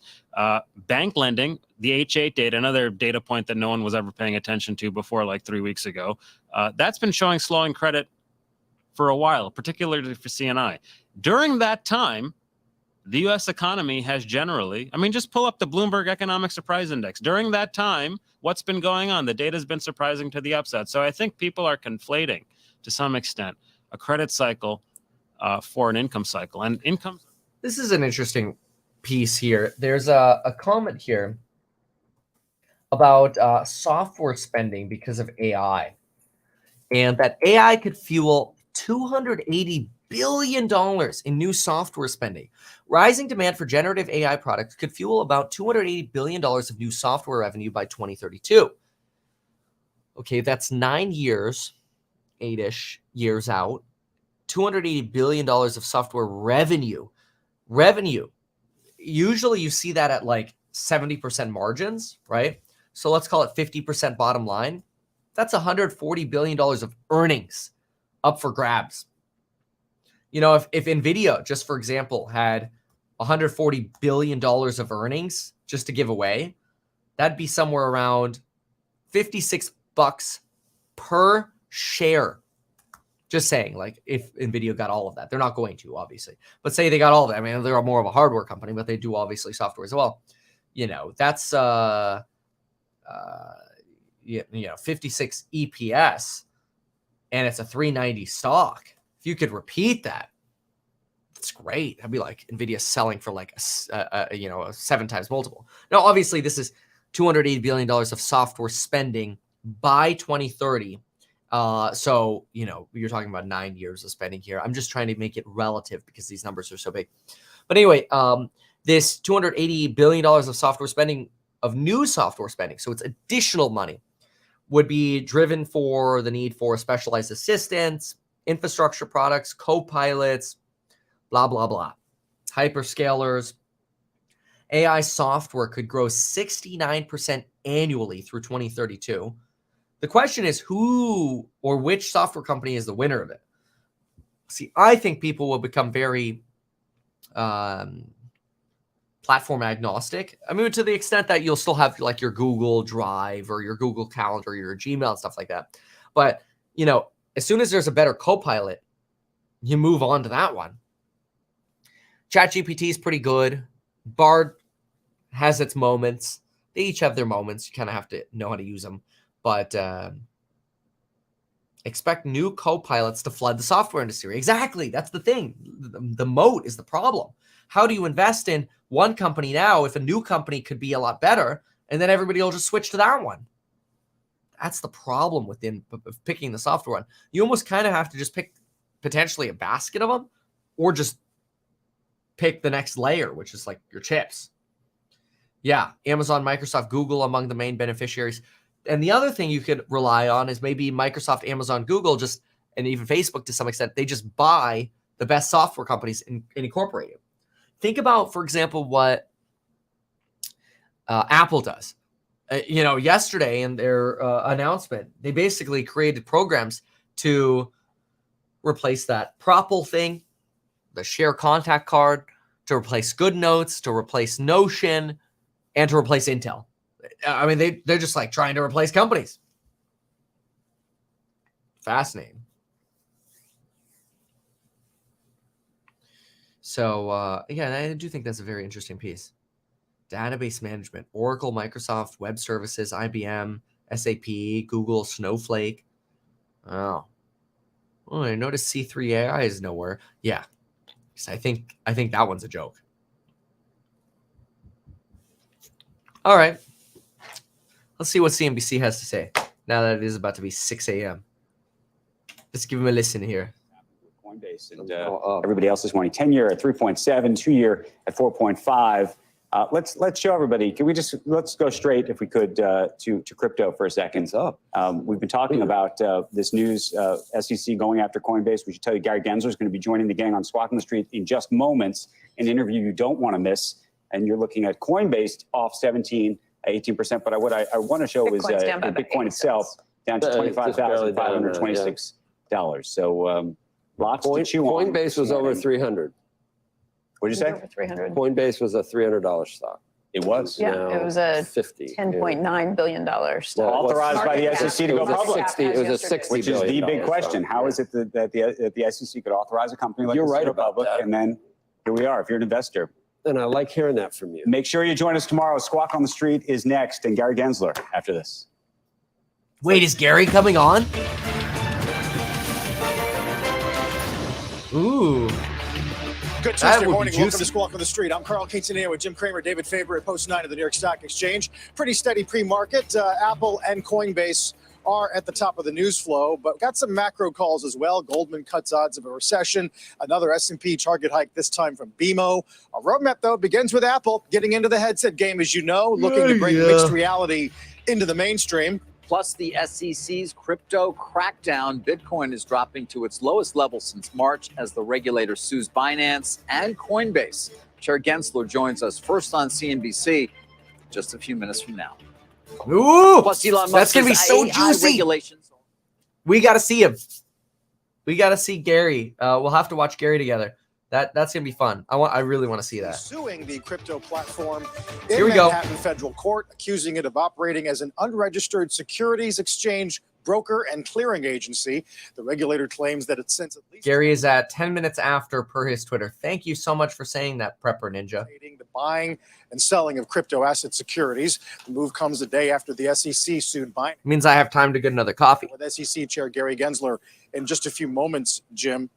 We're going back several years here and some of the complaint, just looking at the blatant, I guess, disregard for SEC laws. Yeah. Now, we want to really distinguish between Binance. Deeps, why would this have anything to do with gold? And I'm legitimately asking you. I'm not trying to make you feel bad because, like, curious. Like, why would it have to do with gold? Do you think? Like, I personally wonder. Do people who actually, and maybe y'all tell me, okay, like, where's Commodity Steve? Do people who invest in gold also actually believe in Bitcoin? Do those people exist? Is there an overlap? I mean, I'm sure to some extent, but is that common? I don't know. Man. These are securities. Exactly. And, you know, there's a lot of belief that this is there. I want to say some very harsh things about these people. Which people? About Coinbase and Binance. Okay. Their belief is, why don't you show us what to do instead of charging us, making us regulated by prosecution? Over and over again. Gensler said, listen, we've showed you. Register. Just like if you were stocks. And today is the day where he just says, enough already. We're not buying into your whole rap that we have to play it your way. We're going to court. We're going to say you're violating these exchanges and register. Now, Binance can't. Because some people move money from gold to basically the idea of digital gold for Bitcoin. I mean, it's an argument, but I don't know that we can say that with certainty. I mean, here's IAU gold, basically, you know, over the last decade or whatever. And even when crypto was really becoming popular, so was gold over here around the pandemic into 2021. It's a boom era. But again, that doesn't disprove that either. All right. Officer, December 2028. We are operating as a curse word, unlicensed security exchange in the USA, bro. They also have COA and COB on the inside. Criminal enterprise. That's the line that stood out yesterday. How do we explain getting past the IPO process then? Well, no, it's different. What for Coinbase? For Coin, yeah. Well, Coinbase, I think they bulldozed their way in. I think that they felt that they could. No. Complete misunderstanding. I'll explain in a moment. I mean, look, we'll listen to Chairman Gensler, but David, one of the things that's very clear about Coinbase, they're not trying to shut Coinbase down. No, they just want them to play by the rules. Which, by the way, will cost Coinbase a lot more money, one would expect. Remember, when you list on an exchange, what you're doing is you're offering shares for sale of a company. For example, when a SPAC goes public, maybe only 8% of the actual underlying company is public and the rest gets held privately. All you're doing is offering those shares up for sale. You're saying, I got a security and I want to sell it. It's shares of Coinbase. The SEC doesn't look and say, is your business doing everything legally? Is it, in other words, is every operation of it legal? Is it a good investment? They look at it. Do we have our disclosures? Did they follow the forms? And then they go, yeah, I guess you could sell those shares. And then that way, investors can look at the SEC.gov website and look at filings for the companies and go, okay, do I have the information available for me to evaluate if this is a good investment? See, it's not the SEC's job to make sure you're making a good investment. It's just that it would be a fair investment. Now, I know it seems unfair that it's like, okay, well, like, wouldn't it make sense to then investigate the company at the time they register for their IPO? But then the counter argument is, well, should the SEC just tell everybody, F you can't list your shares for sale in a bull market because we want to decide whether, we're okay with crypto brokerages in the first place. Those potentially are completely different parts of the SEC. Like, and you have to remember it's the government. So, like, it doesn't always make sense. It's kind of like, I'm trying to think of an analogy here, but it like, to some extent, it's like, let's say you're a drug dealer and you go into the DMV and you're like, yo, I need a driver license. The DMV is like, all right, go do a vision test and do a 3-point turn. Here's your driver license. So, like, should the drug dealer not have gotten the driver license because the DMV should have investigated they were a drug dealer? That would be kind of a potential analogy. Again, I'm not trying to, like, defend the SEC here or whatever. Like, I don't care. I don't have a horse in this race. I'm just trying to, like, I like to think about these things from a logical point of view and challenge why you could register a security to sell it without necessarily qualifying whether what is happening after that is 100% within all bounds of the law. Same as with a driver license, right? That's my thesis. It's my thesis. I'm sticking to it. Enrich people. Now, the reason I'm pointing out is that a lot of our viewers have traffic to these things. And what you find out in the very long Binance is, well, let's just say Polygon, Matic, you've been hacked. And this, Daniel, that's a really good follow-up here. Did the DMV know he was a drug dealer? I mean, really what you're saying is like, oh, but the SEC would have known this was a crypto brokerage, right? But then does the SEC even know that it is illegal to operate a crypto brokerage? They can allege that it is. Ultimately, it's up to a judge. And ultimately, after that, it's up to society who gets to decide via Congress. So it's kind of like nobody actually knows. It's like, is that a legal drug or is it an illegal drug? I don't know. To make it so that they were bigger than anyone realized when they weren't. Super great. There great. you go. There's my background. With that, let's get. And I think because it's so gray, you don't actually have a reason to disqualify the offering. Oh, here we go. Be with you, sir. We've had you on several times, and we've tried to get from you a sense of timing when there would be more clarity regarding this space. It feels like now's that moment. Look, I think there's been clarity for years. The investing public has the benefit of the U.S. securities laws. Crypto should be no different. And these platforms, these intermediaries need to come into compliance and protect the investing public. Which of the cases we're talking about, do you want to take them one by one? Which is more important in your view? You're leading this interview. I'm going to follow you where you are. But let me just say this to the investing public. These trading platforms, they call themselves exchanges, are commingling a number of functions, which in traditional finance, we don't see the New York Stock Exchange also operating a hedge fund, making markets, and as we alleged in Binance, having a sister organization, flooding the platform with transactions called wash trading, and the lack of controls on the platforms is really a web of deception and conflicts, along with a control person, Mr. Zhao, trying to evade U.S. law.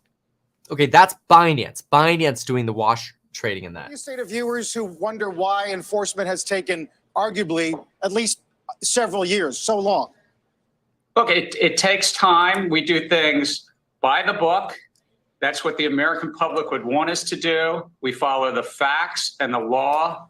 And I couldn't be more proud of the investigative teams at the SEC working together with colleagues in our various divisions of trading and markets, our general counsel's office, 5 commissioners. But it really, it's a lot of, a gumshoe, walk in the beat investigation to build a case like what you've seen alleged in a 136-page complaint. Mr. Chairman, a lot of it is hard to understand. For instance, in the Binance complaint, you say, Mr. Chairman, I need to know this. The SEC's Binance complaint also seeks emergency relief, like an asset freeze, expedited discovery, and even the appointment of a receiver.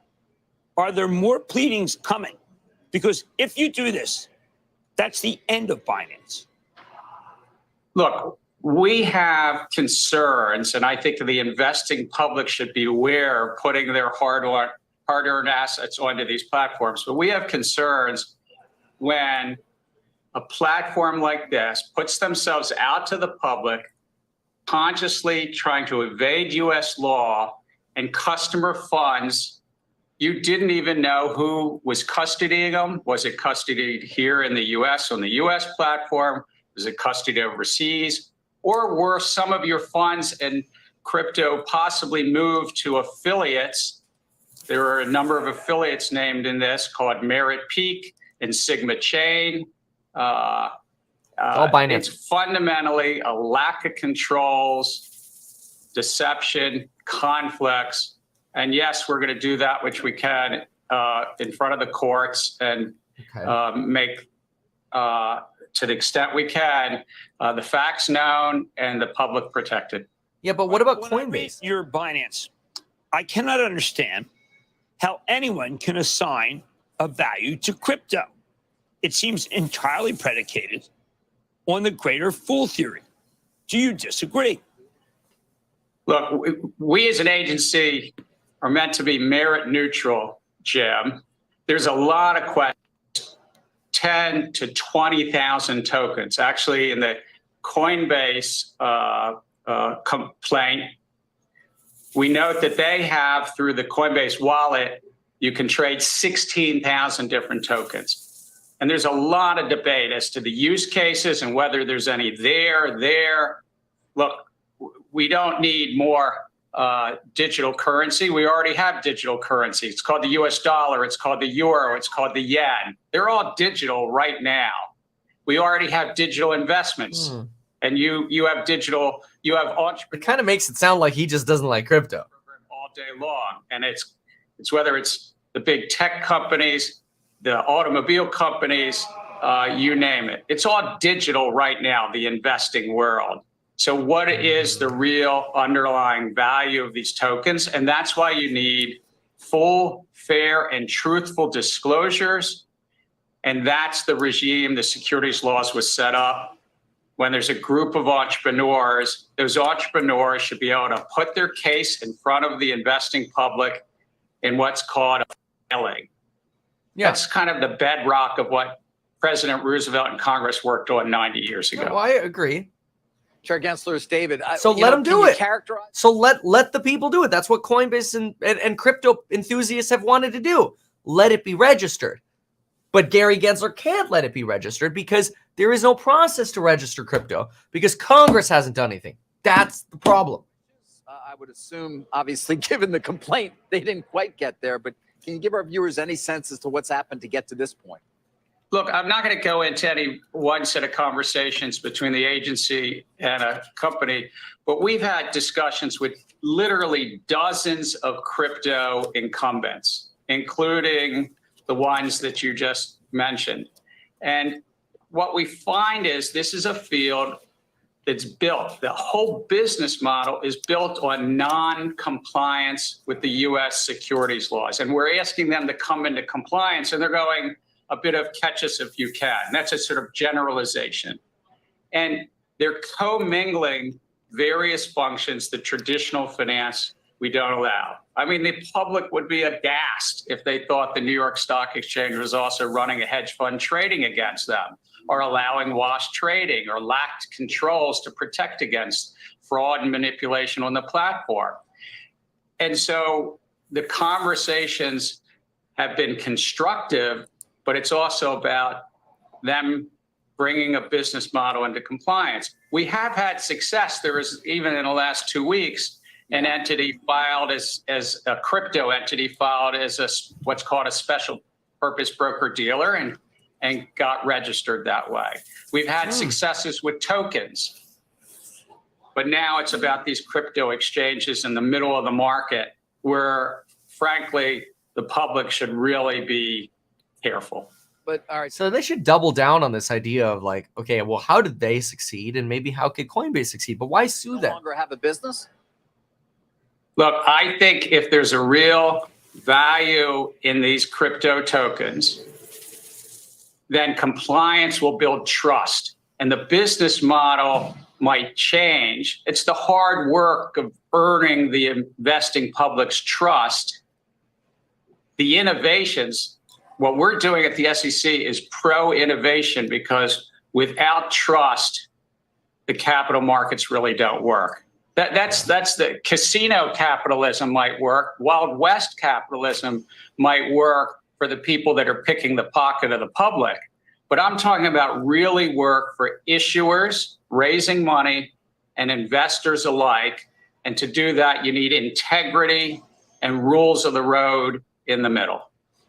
Chairman Gensler, in your Binance brief, you list the following: Soldana, 88 Cardano. Here we go. Matic Polygon, Phil Filecoin, Atom Cosmos Hub, Sand Ethereum, native token of the Sandbox platform, Mana Decentraland, Algo Algorand, Cody Digital Infrastructure Payments. Are these not completely concocted counterfeits, counterfeit currencies, counterfeit securities, manufactured to enrich the dealers and not to be able to help anyone who purchased these? But let me help the investing public. On these platforms, they often have hundreds of tokens. Coinbase has about 250 on their Coinbase platform and 16,000 that you can trade on their wallet. Binance is measured in the hundreds as well. And all we have to show is that one of them is a security, and they should be properly registering and having rule books against fraud and manipulation as an exchange, broker, and the like. You asked a question, Jim, about individual tokens, and we laid out for a judge and the public, and we're very confident in this. I think it was a dozen tokens in each of these complaints. It's for the public to decide what they want to invest in, but by law that it should be based on proper disclosure. And without that proper disclosure, the public can't answer the question as to whether it's just, as you say, counterfeiting or it's a scam or something else. It's those disclosures that helps the public understand. Otherwise, you're just chasing after something, and this is a field with a lot of hype and hucksters and fraudsters. I know it's not your job to talk about what these are worth. That's my job. Sir, they're worthless. Look, there's by some estimates 20,000+ tokens, and I would just say many of these will fail because many entrepreneurial projects fail. But there's a second thing, frankly, is we have not seen over the centuries that economies or the public needs more than one way to move value. People talk about, well, this is an innovation about moving value on the internet. And Satoshi Nakamoto did have fundamental innovations about distributed ledger technology and the like. But do we collectively, will an economy support more than the US dollar, the euro, the yen? And so what we really have here are tokens that are speculative investment vehicles, and people are betting on a group of entrepreneurs in the middle, and they're reading websites, they're reading Twitter posts. Many of those tokens that you mentioned are hiring lawyers or already have lawyers. So there are somebody. It belies logic that these are just, out there from the thin air tokens that are so-called decentralized and there's nobody in the middle. It's just belies logic, and the American public understands this. There's a group of entrepreneurs, their CEOs go to crypto conferences, they hire lawyers, they contest what we say, but by and large, these meet the test of an investment contract or a security. And then the public can decide whether there's any value there or whether it's thin air, as you say. I mean, I hate to say, but it really sounds like Gary's like, we only have room for the dollar. There's no room for crypto. It's one thing if he's like, look, we just want them to register and file a set of disclosures just like when a company files, and then let them all register. But when that would be okay. I'd be okay with that. It's like, yeah, have your disclosures. But this idea of like, we only got room for the dollar, I don't think that's a convincing argument, actually, Gary. Through appropriate regulation of the securities markets for 90 years, we have helped this economy, the U.S. economy, grow and prosper. Our capital markets are 40% of the world's capital markets. We're only 23% of the world's economy and only 4% of the world's population. We punch above our weight class in the capital markets in part because of robust oversight of the markets. And it's for one reason: it builds trust in the investing public. You become the destination of choice. You build trust. The crypto markets are undermining that trust. And I would say this: it undermines our overall capital markets. One sector, $100 trillion capital markets, and one sector is kind of running around like the Wild West, catch us if you can. That undermines trust in the $100 trillion. I mean, I believe Binance is doing that, but let people do it right. And it seemed like Coinbase was trying to do it right. So what now? What next? Do these two complaints represent your main move here legally, or is there potentially more to come? And just give our viewers some sense as to how long. Yeah, I think we've got one goal: is protecting the investing public, ensuring that issuers can access a market that people trust. This is about both investors and issuers. And in the crypto space is to bring them into compliance. Okay. We brought a number of actions. We stand ready to continue to work with the industry to have them come into compliance. Then don't tell us there's no room for them and there's only room for the dollar. Operations, properly do the disclosures, segregate your customer funds from your own. Don't trade against your customers. That's fair. There's a lot of work here for the crypto field, but we stand ready to work to get them into compliance. Chairman Gensler, after I read what you have, which is BAM CEO A, BAM CEO B, you obviously have inside people. What it tells me is there probably is commingling here. This is no different from SBF. And if you have your money with Binance, you should get it out right now.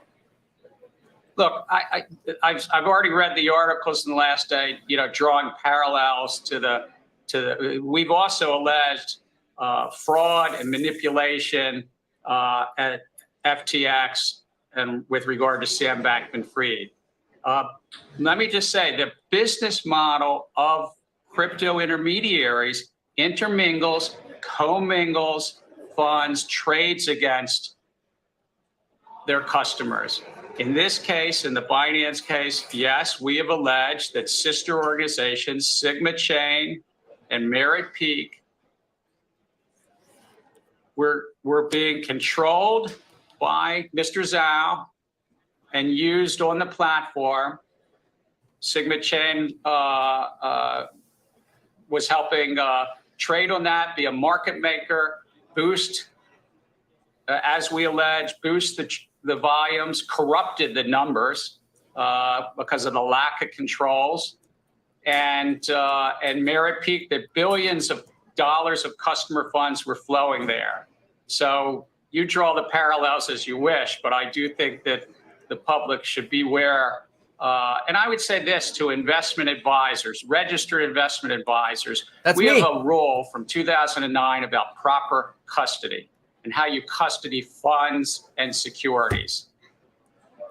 Make no mistake, it is not proper custody to have funds and crypto securities on platforms like Binance, or if it's not properly segregated with a qualified custodian on any of these platforms.